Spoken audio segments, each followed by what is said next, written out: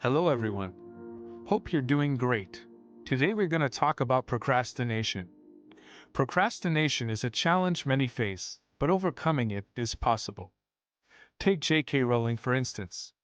Before she became a literary icon, she battled self-doubt and distractions. She set strict deadlines for herself, treating her writing like a job, which ultimately led to the creation of the Harry Potter series.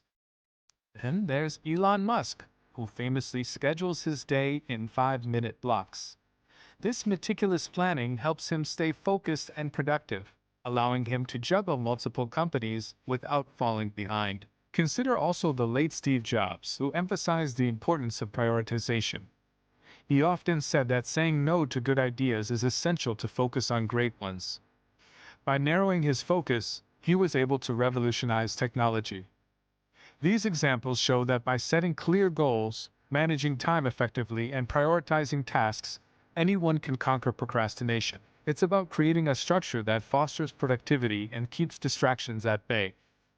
So that was all about today. Hope you enjoyed our today's podcast.